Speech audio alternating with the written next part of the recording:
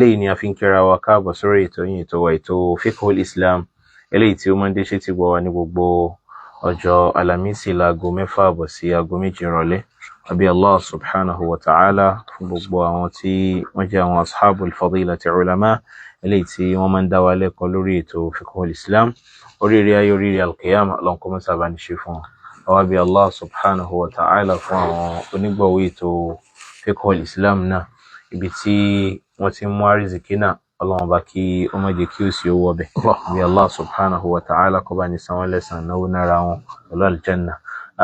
Lẹ́ni àtúmọ̀ pàdé àwọn fadilatu shaykhina alwalid al-imam Qamaruddin Yunus Akorede hafidhahullahu ta'ala wa nasallallahu subhanahu wa ta'ala أن يطول عمره على الخيرات والبركات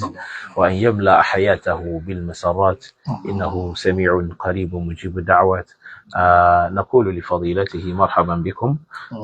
شيخ أباني سلام السلام عليكم ورحمة الله وبركاته. وعليكم السلام ورحمة الله وبركاته. بكنا كي باباواتي وواني أقوتونا اللهم بكي أجكارين قلوري دادا بي الله سبحانه وتعالى اللهم جكي يراك ودسي أبو لا حول ولا قوة إلا بالله. كرمكم الله شيخنا يجبي أشهر الحج إليتي أوا انتي afẹ́kẹ́bání ṣàgbéyẹ̀wò rẹ̀ náà ni fadlul hajji wa fawaiduh kí ni ọlá tó wà fún hajj àwọn àǹfààní wo ló wà fẹ́ni tó bá ṣiṣẹ́ hajj. نقول لفضيلته ليتفضل مشكورا منا ومأجورا عند الله عز وجل. حياكم الله. الحمد لله الذي جعل حج بيته عبادة من العبادات الظاهرة والصلاة والسلام على نبينا محمد وعلى آله وصحابه والتابعين له بالإحسان إلى يوم الدين. adúpẹ́ fún Ọlọ́run Ọba wa alhamdulillah adúpẹ́ fún Ọlọ́run Ọba alhamdulillah Ọba tó ṣe hajj ìmáa lọ lè bẹ̀lẹ̀ Ọlọ́run Ọba wò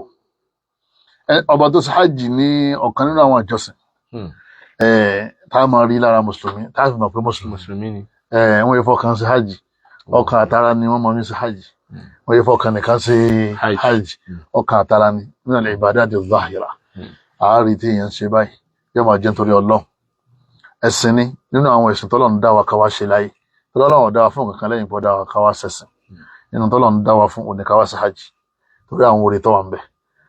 Ọlọ́run tó wá ṣe hajj náà níjọsìn fún wa àwa ti lọ Ọlọ́run mọ́sọ̀ jẹ́ àtúnlọ mi gbogbo ẹ̀yin tẹ́ tí lọ Ọlọ́run mọ́sọ̀ lẹ́wọ̀ fẹ́yìn náà èyí tó wá ga jù mẹ́ni kọ́lọ́ mọ́sọ̀ ìgbà èyí tó wá ga jù yẹn lọ òní kọ́lọ́ mọ́jà sí nǹkan tí á jẹ́ òfin bàjẹ́ ká tó lọ lè pàdé Ọlọ́run. Ìkẹ́ Ọlọ́run ọlá Ọlọ́run àánú Ọlọ́run kó bá òjíṣẹ́ Ọlọ́run Ànábì wa Muhammad sallallahu alaihi wasallam kó bá gbogbo àwọn aráàlú àtàwọn sàhábì àti gbogbo àwọn tó tẹ̀lé wọn lórí dáadáa. Ẹ̀yin bàbá wa ẹ̀yin àfà wa ẹ̀yin alájà ẹ̀yin mùsùlùmí òdodo alhajju èdè wọn ń pè ní hajj ó wà qasdu baytillahi alharam òun náà ni kéèyàn ó kú nlé ipò òun lọ sílé Ọlọ́run ọba wal mashaa'iri al-muqaddasati والمشاعر المقدسة تعبدا لله àtàwọn ààyè míì náà tí yó yàtọ̀ sí haram bí Àràfá Muzdalifa Mínà àwọn yẹn ń pè ní al-mashaa'ir al-muqaddasa gbogbo bẹ̀ náà láde ká débẹ̀ ká máa san àwọn ìjọsìn tán ní ká máa ṣe ń bẹ̀ ìdá ń pè ní hajj nìyẹn ta'abudan lillah kìí ṣe pé tourism ta'abudan lillah lánìyàn pé àfẹ́ lè fi jọ́sìn fún Ọlọ́run ẹ̀sìn ní òun náà ní hajj. Ẹ̀yin bàbá wa ẹ̀yin ìyá wa yóò dáa kí wọ́n bi ọwọ́ mùsùlùmí pé hajj tó ní Ọlọ́run ọba ní kó o ṣe nínú súra wo ló ti rí ìtọ́lọ́run ti pa wá láṣẹ bẹ́ẹ̀ Suratu Al-Imran Quran 3 verse 97 Ọlọ́run ọba Allah subhanahu wa ta'ala ad-dalilu ala mashru'iyyati al-hajj Ọlọ́run ní a'udhu billahi minash shaitanir rajim ولله على الناس حج البيت من استطاع إليه سبيلا. ربني ولله على الناس حج البيت لله على الناس. ìyẹn Ọlọ́run bá ní kẹ́ wá bẹ̀lẹ̀ mi wò kẹ́ wá ṣe ìbádà fẹ́mi Ọlọ́run ó ti di dandan lérí àwọn ẹ̀dá Ọlọ́run dandan ni hajj ala الناس ní àfáà tí mo jáde ọba ti lówó lọ́wọ́ Ọlọ́run wa ó ní man istata'a ilayhi sabila Ọlọ́run tí mo bóyá hajj ó bùkátà láfíà ó bùkátà kí ojú ọ̀nà dá ó sì bùkátà kí èèyàn olówó lọ́wọ́ tí ó fi wọ plane tí ó fi jẹun Ọlọ́run ní man istata'a ni ó man istata'a ilayhi sabila Ọlọ́run bá ní ẹni tó bá ní agbára ní láti lọ tó bá lágbára láti lọ òun ni mò ń sọ pé ó di ọ̀ranyàn lórí o ẹni bá ní agbára tó jẹ́ ọ̀nà dáa tálàáfíà wà tí arísìkì tí ọ̀nà sí wà Suratu Ali Imran aya kí ni mo pè jẹ́ mọ́ aya 97 fadl al-hajj ọláwò lọ́wọ́ fún hajj al-hajj rukun min arkanil islam wọn ni ọjọ́ kan nínú àwọn òpó islam tẹ́yìn bá ti jẹ́ muslim ọgbọ̀rọ̀ mójútó àwọn òpó islam àwọn òpó islam márùn anábì níbo ní al-islam al-khams shahadati an la ilaha illallah wa anna muhammadar rasulullah anábì láàmà islam lórí nǹkan márùn agbọ́lọ́wọ́ bá gbọ́ ká má ṣe lómi lẹ́yìn ọlọ́wọ́ bá ládẹ́gbà níbi ló jíṣẹ́ ká máa tẹ̀lé wa iqamis salah ká máa kírun wa ita'iz zakah ká máa yọ saka wa sawm ramadan ká gbààwẹ̀ wa hajjil bayti liman istata'a ilayhi sabila ẹ̀rí ni ẹ̀jẹ̀ máa pé hajj ẹ̀bẹ̀ tó bá lágbára òkú ẹ̀sìn islam bí ìrun ṣe jọ́ràn yàn tí àwẹ̀ jọ́ràn yàn tí zakati jọ́ràn yàn kí tawhid jọ́ràn yàn mùtábàrò sakatẹ́lẹ̀ anábì ṣe jọ́ràn yàn gbogbo àwọn òpó yẹn bó ṣe jọ́ràn yàn bẹ́ẹ̀ náà ni hajj náà jẹ́ ọ̀ràn yẹn sìn àwọn ò lè jẹ́ muslim kó lówó kọ́ mọ́ lọ Mákà ó sì lálàáfíà ra ọ gbọ́dọ̀ lọ ní báwo bá lọ nígbẹ̀yìn ayé ọlọ́ni màmá ń kàfàrà fa inna Allaha ghaniyyun 'anil 'alamin yẹ́rì pé ìbínú jẹ jáde náà rọ̀ yẹn ọlọ́run bá ní ẹni tó bá lówó tí ò wá ọlágbára kọ̀ wá ọláǹfààní ọwá lóhun sáwà náà ni ọlọ́run bá ní òun ọlọ́run ọba náà òun náà bùkátà sí ájì rẹ̀ òun kò bùkátà sí wíwá rẹ̀ tó fẹ́ wá kò sí wíwá rẹ̀ ní nǹkan tó ṣe fóun ọwá ní káà gbogbo àgbáńláyé mẹ́rin náà wà kọ́mọ̀jọ́ nìkan kọjá gbogbo àgbáńláyé ọlọ́run bá ní àìwá yóò ní mọ́jọ́ lọ ẹ̀yin lẹ fẹ́ ṣàǹfààní bẹ́ẹ̀ á rí i pé à ń gbóòórùn pé ẹni tí ó bá lọ hajj ọlọ́run ọba àlá ó ń lérí fún ọlọ́run ọba àlá ni òun ní ó ṣàǹfààní kì í sí pé àlá ni ọlọ́fẹ́ ṣàǹfààní bẹ́ẹ̀. ẹlẹ́ẹ̀kejì ìlànà tawhid ẹ rí i pé hajj yìí ní ọlá tó wà ń bẹ̀ ni pé tá a bá fẹ́ wọlé tá a fẹ́ bẹ̀rẹ̀ sí hajj á gbé kẹ́lẹ́mà kan tẹ́líbíà ni wọ́n ń pè tẹ́líbíà yìí jẹ́ àmọ́ pàtàkì hajj ní tẹ́líbíà náà gbogbo apáta láwọn sọ pé labbaik Allahumma labbaik mo jẹ́ pé ìwọ Ọlọ́run ọba labbaik la sharika laka labbaik mo jẹ́ pé rẹ olórogún ọ̀lẹ́nì kankan tá a gbọ́dọ̀ sìn lórí ilẹ̀ àfiwọ́ nìkan ìtàn wí ni ẹ̀ innal hamda gbogbo ọpẹ́ lérí oore wan ni'mata àti gbogbo ìdẹ̀ra laka ìwọ ló ní gbogbo ẹ̀ ẹnìkan ò ní dẹ̀ra kankan lọ́wọ́ tó lè fún wa a sì dúpẹ́ fẹ́lómi lẹ́yìn Ọlọ́run wal mulk ọlá pé ọlá pé èèyàn wọlá ọwọ́ rẹ̀ nìkan lọ́wọ́ la sharika lak àníkọ̀ sẹ́lómi tó tún ní gbogbo tá a sọ yìí lẹ́yìn wọlọ́ nínú sánmà àti lórí ilẹ̀ tàbá ti lé Allah báyìí gbogbo tó kù ẹgbẹ́ kan gbogbo wọn wà Allahu bayyinu an khalqi ọlọ́run wà lọ́tọ̀ gbogbo tọ́lọ̀ dá pápátá ojú kan làwọn wà ọlọ́run wá nínú gbogbo àwọn tó mọ̀ dá yẹn ọ̀sẹ̀ nìkan tí ẹ lè dúpẹ́ fún ọ̀sẹ̀ nìkan tó sì ní ìdẹ̀ra tó ní ọlá tó lè fún yín lẹ́yìn òun nìkan àmọ̀lẹ́kà wọn náà àwọn táwọn ọlọ́run sọ yẹ o àwọn anábì ọlọ́run àwọn wòlíì àwọn afọ àwọn jẹ́ àwọn oṣù àwọn pásítọ̀ àwọn adáhùn ṣe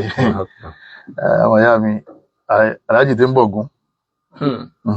aláàjì àti ń bọ̀ Yemọja wọn wọlé lọ Mọ́kà o torí tó ń sọ tó wá ti fẹ́ wọ Mọ́kà ni pé la sharika lak aláàjì ológbò ni olóyè àbàbá alẹ́gbẹ́ awo àfáà tí ń sẹgbẹ́ awo má lọ Mọ́kà má dàrá ẹ̀ láàmú torí tàwọn ìdílé fi wọlé Allahu akbar wọ́n dẹ̀ ti fíìlì mbẹ́ àdébà sì ti fíìlì tàwídì kò sí òpó Islam mélòó náà márùn kí ló bẹ̀rẹ̀ rẹ̀ ṣahadatu la ilaha illallah ẹni bá ti fíìlì òpó alákọ̀ọ́kọ́ yẹn kọ́ máa wulẹ̀ mú òpó lẹ́ẹ̀karùn-ún kọ́kọ́ yẹn ju ara ẹ̀ ń bẹ́ bàbá àti sígbẹ́rẹ́ ìyá tí ń sóògùn tajà dákun mọ́ lọ Mọ́kà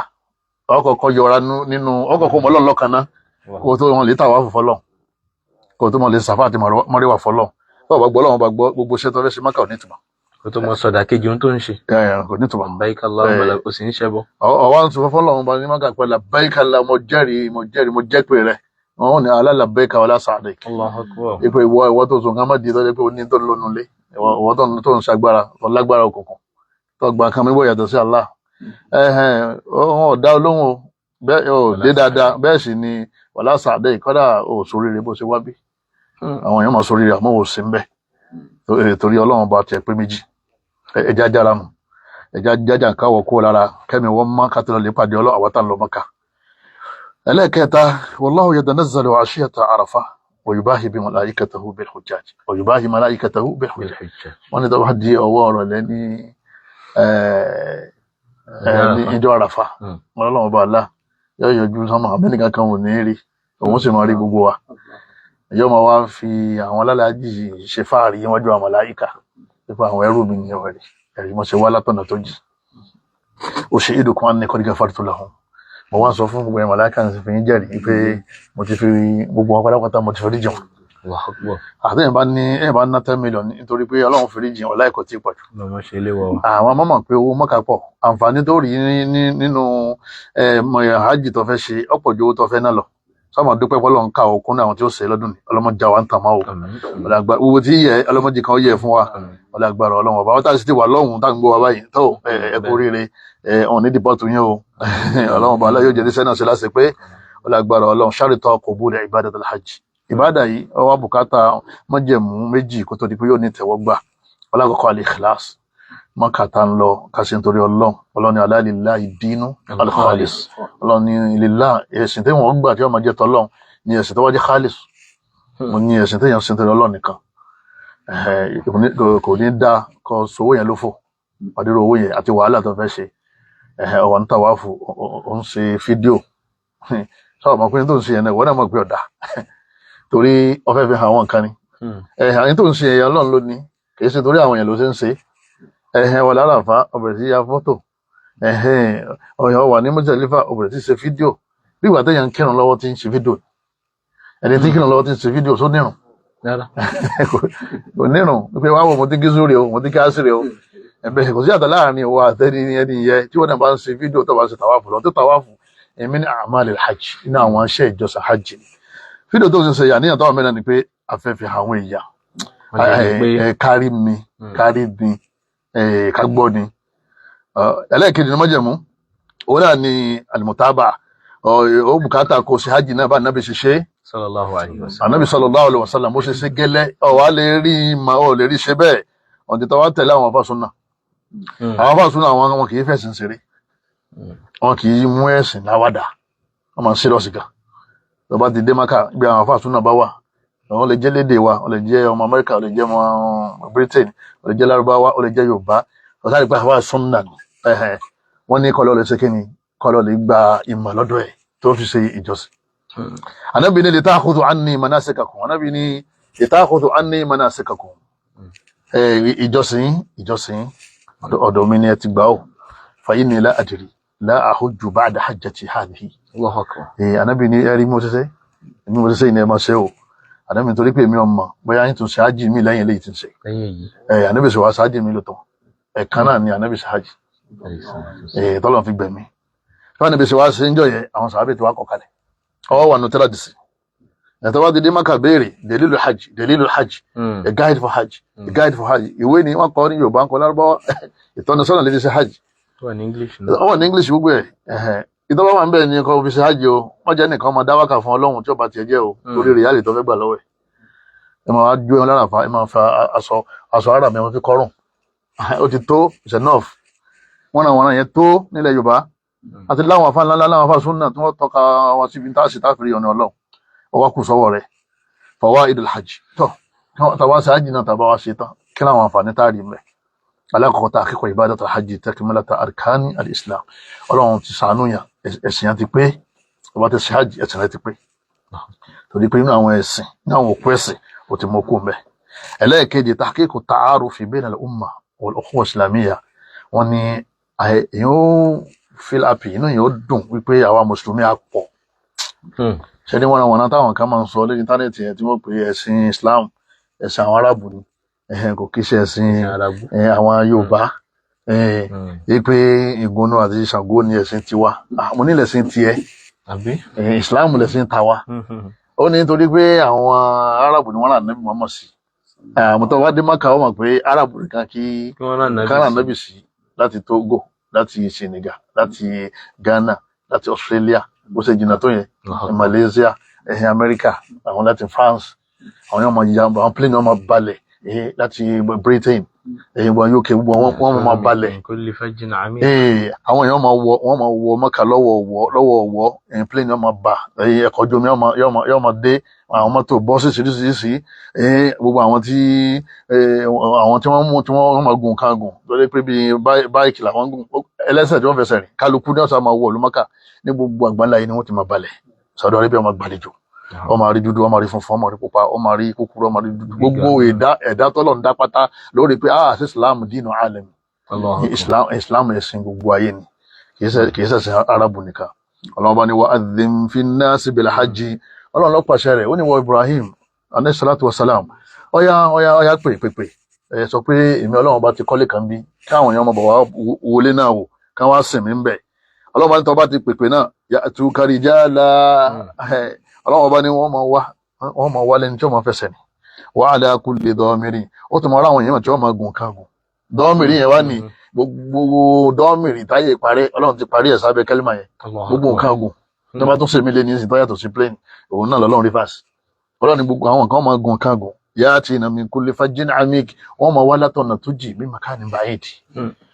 Ọlọ́run ní ọ̀nà tó jì tẹ́rẹ̀ lómi pé ẹ̀dàkùn orúkọ ìlú yín kò sí nínú máàpù a ní àmọ́ ìsìlámù dọ́dọ̀ àwọn làwọn ṣe wá wọn náà inú ló dùn pé ìsìlámù ẹ̀sìn wa ni ẹ̀sìn Ọlọ́run ni àpọ̀ ń bẹ̀ ọ̀yẹ́ takbiru dhunub nínú àwọn àǹfààní tá a jẹ àwọn tawala hajj kọ́lọ̀ mọ́sá ṣe lálọ́bọ̀ òun náà ni pé Ọlọ́run fi pèsè wa rẹ̀ Ànábì ní man hajja lillah ẹni bá ṣe hajj nítorí tọ́lọ́ níbi àti lọ yẹn ló ṣe nítorí eyín wọ́n lè yín Mákà ọkọ̀ dá o àwọn agọ̀ ní máa ń fi yín sẹ́nu àwọn agọ̀ ẹ̀yìn bá ti gọ̀ nú ẹ̀sìn èyí yín Mákà ní ọkọ̀ wọn wákàkì wọn ní kò lè ṣe ìbádà ọ̀nlẹ̀ nǹkan mi kí ni tó bẹ̀ nígbà tó kírun tán tí yẹ̀pẹ̀ mẹ́ lójú rẹ̀ tó wà ń gbé káàkiri lù kán lè bá mọ̀ pé ẹ̀sẹ̀ kírun tán ni èèyàn sí àtà láàrin ẹni tó lè lẹ́yìn Mákà kí lọ wá débẹ̀ náà kí lọ rò débẹ̀ náà lákùn tá ń kó bọ̀ ta ló ṣàkóbọ̀ fún ọ tó fi sọ fún ọ pé ọ wà lára ṣe hajj kò sí ládàá mbẹ ẹsẹ̀ lẹ́yìn tó ń gbà torí pé ọ̀fẹ́ fi yẹn ọ̀fẹ́ fi hàn káwọn yẹn lè mọ̀ pé ọ lọ hajj Ànábì ní man hajja lillah ẹ̀rì wọ́n lọ torí ìyáálé rẹ o ìyáálé tèmi náà ti lọ èmi náà lọ á fi wọn pé àwọn náà ti lọ Mákà ó wà lillah Ànábì ní gbogbo ẹni tó wá ṣe hajj torí Ọlọ́run walam yarfut kò wá sí ìbàjẹ́ lọ́wọ́ walam yafsuq kò sí ṣìnà kò sọ̀rọ̀ ṣìnà kò dé balẹ̀ jẹ́ kò sí bàjẹ́ raja'a ka yawmin waladati ummu yóò dé padà sílùú rẹ̀ nígbà tó jẹ́ pé ìyá rẹ̀ ṣẹ̀ṣẹ̀ sí kíní ìyá rẹ̀ ṣẹ̀ṣẹ̀ bí nígbà tí ìyá rẹ̀ ṣẹ̀ṣẹ̀ bí sílé ayé ìtumọ̀ ẹni kí bí ọmọ tuntun tí wọ́n ṣẹ̀ bí ìwọ àtọmọ tuntun tí wọ́n bí ìjọ tó bá dé láti hajj ìwọ àtọmọ tí wọ́n bí ládùúgbò yìí jẹun tọ́jú ọmọ tuntun wọ́n kàn án lẹ́yìn méjèèjì níta gbọ́ yé nìyẹn alhajju yahdimu ma qablahu wọ́n ní gbogbo ẹ̀ṣẹ̀ tẹ́yìn bá ń ṣe tó bá ti lọ Mákà Ọlọ́run parẹ́ àwọn tó bá ti ní ṣe pẹ̀lú ìwọ àwọn èèyàn bóyá àwọn èèyàn bẹ́lọ́ rẹ̀ ọ̀dà ó padà o àmọ́ wọ Ọlọ́run ìwọ Ọlọ́run fèrè jẹun tó bá ti túbá ẹ̀yìn gbogbo ẹ̀ṣẹ̀ tó ti ṣẹ̀ láwọn ẹ̀ṣẹ̀ Ọlọ́run ni wọ́n débẹ̀ tó bá ti débẹ̀ mọ́ táwùbà oyé wọ́n ti darí hajj Ọlọ́run pa gbogbo ẹ̀rẹ̀ tó bá débẹ̀. gbogbo ẹni ó ní gbọ̀ntìgbọ̀ntì lẹ́bọ lẹ́rù náà nírú ìwé tí ń múra hajj gbogbo ẹni bá ti túbá Ọlọ́run fún wọn máa ń tábà láàdé kò sí ẹ̀ṣẹ̀ kan tó kọjá àforíjì lọ ẹni bá wá ṣe hajj Ọlọ́run bá fún ní ìgbàláyè pé gbogbo ẹ̀ṣẹ̀ tó ti ṣẹ̀ lọ́wọ́ parẹ́ fún sábàbù risk wọn ni hajj máa ń ṣe àlékún ní máa ń ṣe sábàbí tí arísìkí yàn fi máa ń gbà yẹ sí Ànábì ní tabi'u bayna al-hajj wal-umrah Ànábì ní ẹ máa lọ Mákà ẹ máa lọ lè ṣe hajj ẹ máa lọ lè ṣe umrah fa inna al-mutaba'ata baynahuma tanfi al-faqra wadh-dhunub lẹ́yìn bá ń lọ hajj dáadáa ẹni lọ umrah dáadáa Ọlọ́run máa fi pa òṣì àti ẹ̀ṣẹ̀ rẹ nínú ayé òṣì àtẹ̀ṣẹ̀ ijabatu du'a wọn ní àdúrà máa gbà àdúrà ń gbà o àdúrà tí mi ṣe gbà àdúrà tí yín náà gbà gbogbo àdúrà tí mo ṣe gbà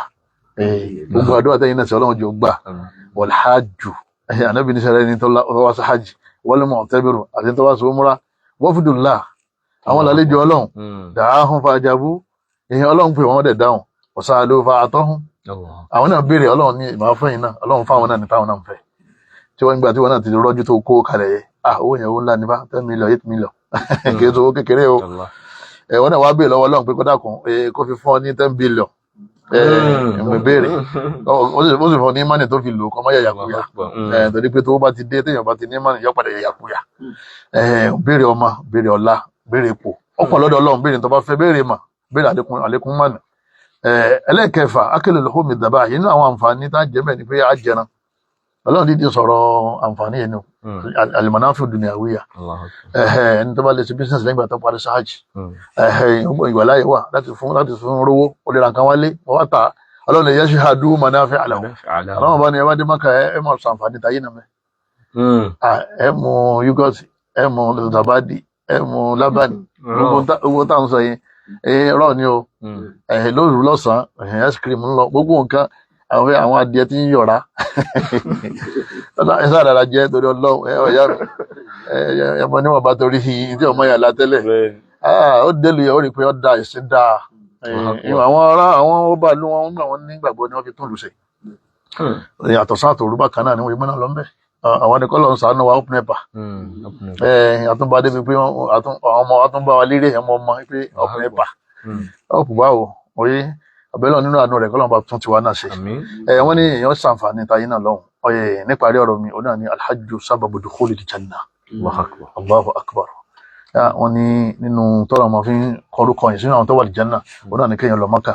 anábì ní walhajjul mabruru anábì ní ẹ̀rí ájì tó dáa téèyàn ṣe dáadáa laysa lahu jaza'un illa aljanna kò sẹ́sẹ̀ kan tọ́lọ̀ wọn san fún tọ̀hún pẹ̀lú wàhálà tó ṣe àbíkọ́ lọ́hún fún láti janna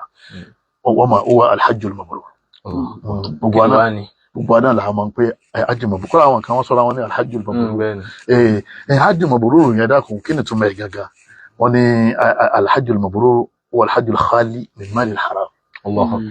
ájì tọ́lọ́wọ́n ọba ó gbà tánàbí ń sọ yìí òun náà ni ájì téèyàn ṣe lọ́jọ́ pé owó haramu kéèyàn mú lọ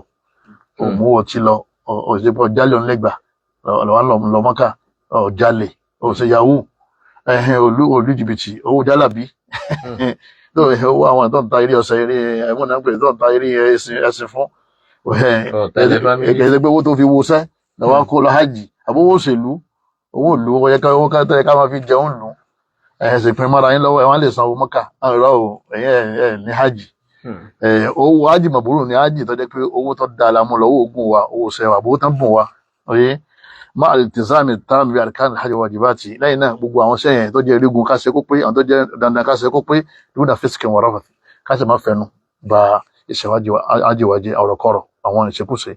ká ṣe má gbé kókè ẹ̀yin bàbá wa ìyá wa ẹ̀yin ọ̀dọ́ àwọn ti kọ́ sínú pásítọ̀tù ìrìnà bó tún wà méjìsín o ipò ẹni bá gbé oògùn olóró wọ ìlú Saudi Arabia pípa lápá ẹyẹ kan pa torí oògùn olóró tí wọ́n ń gbé wọlé yẹn eré àwọn ọmọ fi ń dàrú ni ẹyẹ táwọn ọmọ bá ti mú tán ẹyẹ yóò máa wa mọ́tò yóò lè para yóò tún pààyàn ẹni wá ń gbé kókè wọlé táwọn ọmọ mú tí wọ́n fi ń dàdàkudà tí wọ́n fi ya wèrè òye kóun náà mọ bẹ láyé ẹni wá jẹ́ sábàbí aláburú lòun náà àìgbé kókè wọ́n gbẹrù fáwọn èèyàn o àfi tó bá mọ tí ń bẹ ń bẹ ẹ̀dá kan máa ń gbé lọ́wọ́ tá a bá ti lórí kejì ń gbà lọ́wọ́ yín ọmọ ìyá mi tí wọ́n bá lè mú ọ gbọ́dọ̀ sọ pé ọkọ lẹ́rù máa o Ọlọ́run ní já gbẹrù dáràn o Ọlọ́run ti já dáràn o ní tẹ́nítìkà ìkà òní tẹ́nítẹ́nì kọ̀ọ̀kan wa ájì náà Ọlọ́run ṣe ní àlọ́dé àlọ́bọ̀ àlọ́gbà àlọ́dé wá sórí rẹ̀ yóò wá sí sọ́bẹ̀ bí àlìjánná fún wa gbogbo àláfíà tá a fi ṣe ájì ní ọlọ́mọ́sà fún wa ìmánì tá a fi ṣe ọlọ́mọ́sà fún wa arísìkì tá a fi ṣe ọlọ́mọ́sà fún wa kọ́lọ̀ wọn gbà lẹ́sìn kọ́ wa darí wa délé àwọn ará lẹ́nà kábà wọn pẹ̀lú dùnú wallahu a'lam wa sallallahu wa sallama ala al-bashir nabi Muhammad bin Abdullah wa alihi wa sahbihi ajma'in. Jazakumullahu khair. Ó wù ní ká gẹ̀rẹ́ pẹ́lẹ́nu jù báyìí lọ àmọ́ òfà òfin àkókò wa ò gbà bí Allah subhanahu wa ta'ala ìwọ̀nba tí sheikh wa tí wọ́n bá wa sọ Ọlọ́run bá kí ó fi ṣe wá láǹfààní àbí Allah subhanahu wa ta'ala gbogbo àwọn tí múra hajj Ọlọ́run kó mọ́sá ṣe ní alálọ́dé alálọ́gbà gẹ́gẹ́ bí sheikh wa ṣe àdúrà náà pàtàkì jùlọ àwọn tí wọ́n jẹ́ onígbọ̀wé ètò yìí náà àmì fi àsìkò yìí bí Allah subhanahu wa ta'ala fáwọn náà Ọlọ́run mọ́sá ṣe àrísìkí hajj alálọ́dé alálọ́bọ̀ alálọ́gbà fún Ọlọ́run kó mọ́sá fi kárí àwa náà sheikh wallahi owó èmi náà Ọlọ́run mọ́sá ṣe bẹ́ẹ̀ Ọlọ́run sì ní jọ pẹ́ pẹ̀lú ìyọ̀ǹda Ọlọ́run bá dá torí inú àwọn explanation tẹ́ ti ṣe òun ni pé kò sí bí èèyàn ṣe fẹ́ lọ hajj nígbà tó dára tó gbà ọ̀dọ̀. Allahu Akbar. Èèyàn rí àlàáfíà fi ṣiṣẹ́ ọlọ́mọsá ṣe ní ẹni pé wọ́n máa ròyìn wọ́n máa wọ́ yẹn lẹ́gbẹ̀ẹ́. ọmọ dhalika ala Allahi bi aziz. Ọlọ́run jẹ́ ọ̀rọ̀ ọ̀run ṣáàlà. Wọ́n wà tán lọ yìí náà ẹlòmíì ọ̀rọ̀ pé wọ́n kó tó bẹ̀ jọnu ayé wọn àmọ́ tásìkò bá ti tó Ọlọ́run gbé jáde ọlọ́mọsá ṣe rọrùn fún ẹnìkan kan wa. àtàwọn òbí wa ọlọ́mọsá ṣe ní mọ́sá fi ṣe sàárà fún ẹnìkan kan. àṣẹ kí ni ìdájọ́ ẹ̀sìn Ọlọ́run ọba láàrin ìṣẹ́jú kan nípa àwọn à ń lọ hajj wọ́n kọ́kọ́ ṣe àdúrà lílọ hajj kí wọ́n tó lọ. bẹ́ẹ̀ tí wọ́n bá tún dé ó tún láwọn ohun tí wọ́n ṣe bàbá yìí látò wọ́n mọ́sálásí sábàkà náà gbogbo ọ̀rọ̀ nǹkan yìí. alákọ̀ọ́kọ́ àjọyọ̀ òun náà ni pé à ń lọ ẹja yọ̀ ó ti bẹ̀rẹ̀ sẹ́ ó ti ń yọ̀ ló fi jẹ́ pé ọ̀pọ̀lọpọ̀ àwọn lẹ́yìn tí wọ́n ti ṣàjọyọ̀ yìí tán tí ọlọ́wọ̀n bá kádàrá pé plane ó gbé wọn àbí wọn ò lè lọ́mọ àbí nǹkan ṣẹlẹ̀ èyí wọn balance mọ́nú ayé nǹkan máa sákàkí àbí kẹlòmíì kọ́ darí hospital nítorí kíni torí pé ó ti gbé rẹ̀ ó ti announcement rẹ̀ ti kọjá bí ti ń lọ nídìí bẹ́ẹ̀ oye àwòsínú ẹ̀sìn Islam ká ní àṣàdúrà Mákà àwọn èèyàn tó bá mọ̀ lẹ́ni eré oníkan máa fàdúrà ràn wọ́n lọ́wọ́ ti iná àpàní ẹlẹ́ẹ̀kejì ni pé adé yẹn làwọn afá pín sí méjì mẹ́ ni pé adé yẹn ní bá dé láti ìrìn àjò ó lè fáwọn èèyàn lóúnjẹ àmọ́ ọ̀nà táwọn ń gbà ṣe ti wá ń sìn Islam ọ̀ràn wa nìyẹn sábàkà night àwọn pé onílò oníjó ìyá kan lẹ́kọ̀ọ́ mẹ́rin ó dẹ̀ jó fá títí nígbà tí ń ṣe àjọyọ̀ ó dé ó jó fá títí ìrọ̀lẹ́ má lẹ́ wọ́n ṣàjó ìgbà tí ìdárọ̀ ọjọ́ kejì ò ti jáde láì. Tabarakallah. wọ́n níjó yẹn pọ̀ oye tí pẹ̀lú àwọn onílù níwá dáadáa ìgbọ́ tó lè ṣe wàhálà tó tún wá níjó nídìí bẹ́ẹ̀ gbogbo àwọn sábàkà night yẹn kápẹ́ àwọn èèyàn kan máa ń mutí gbogbo ẹ̀kọ́ dá o bí ìgbà tí èèyàn sọ fọ́lọ́n pé àdúrà tí ọgbà dá padà fún wa ẹ̀sìn tó gbà dá padà fún wa àfẹ́mọ́ nídìí bẹ́ẹ̀ ẹ dákun torí tọ́lọ́wọ́n bá wa ẹ má jẹ́ àfi ẹ̀ṣẹ̀ ẹ má jẹ́ àfi sin lọ́hùn àfẹ́fẹ́ sin lọ́hùn tọ́ba lówó lọ́wọ́ sọ́dákọ̀ pọ̀ àwọn sọ́dákọ̀ pọ̀ tó lè ṣe tọ́lọ́wọ́n láàánú àmọ́ èèyàn dé láti hajj àwọn èèyàn wá ń kí wọ́n dẹ̀ dáná fáwọn èèyàn kò sí tó bonú nù yẹn kápèdé kápè àwọn àfáà ká máa wá kùn àràkọlẹ̀ fún yẹn wallahu a'lam wa sallallahu ala nabiyyina. a ní rí mọ́jú báyìí lọ orúkọ tèmi ni Abdullah Zakaria ọ̀kan láwọn pẹ́ pàtàkì lọ́wọ́ àwọn tí wọ́n jẹ́ onígbọ̀wọ́ ètò Fiqhul Islam